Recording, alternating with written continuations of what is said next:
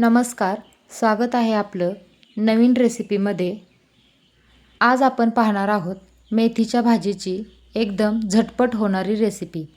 मेथीची भाजी निवडून ठेवलेली असेल तर खूप पटकन होते। तर या ठिकाणी मी इथे निवडून ठेवलेली भाजी घेतलेली आहे। तिला 3 ते 4 पाण्याने स्वच्छ धुवून घेतली आहे। भाजीला खूप माती वगैरे लावलेली असते, तर 4-5 पाण्याने तरी क्लीन करावी।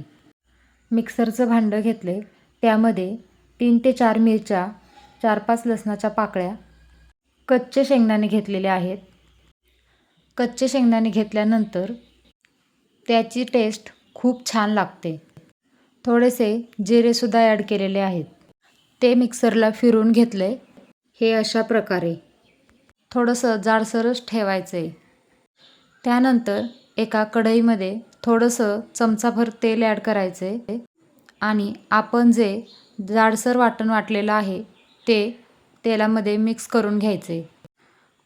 ते वाटण जास्त शिजूही द्यायचं नाही, परंतु मिरचीचा थोडासा कच्चेपणा कमी झाला की त्यामध्ये आपण स्वच्छ धुवून घेतलेली मेथी टाकायची। मेथीची भाजी टाकल्यानंतर तिला लगेच हलवून घ्यायची।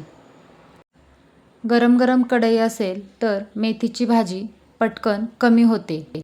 जे वाटण घेतलेलं होतं ते पूर्ण भाजीमध्ये मिक्स करून घ्यायचे। भाजीला अजिबात पाणी टाकायचं नाही, धुवून घेतलेले पाणीच त्याला सुटते। हे पहा, चांगल्या प्रकारे सगळीकडे शेंगदाण्याचा कूट पसरलेला आहे। आणि महत्त्वाचं म्हणजे ज्यावेळेस भाजी कमी होईल त्यानंतरच त्याच्यामध्ये मीठ ॲड करायचे। आता भाजीवर झाकण ठेवून 1-2-3 मिनटं फक्त तिला शिजू द्यायची। 1-2 वेळा मध्ये मध्ये झाकण काढून तिला चांगल्या प्रकारे हलवून घ्यायची, नाहीतर भाजी खाली लागण्याची शक्यता असते। आपली भाजी इथे तयार झालेली आहे। कवळी भाजी असेल तर लवकर शिजते, फार वेळ लागत नाही आणि दिसते सुद्धा किती छान। जाडसर शेंगदाणे ठेवल्यामुळे खाताना मध्ये मध्ये खूप छान लागतात आणि मेथीची भाजी खाण्यासाठी खूप हेल्दी देखील असते।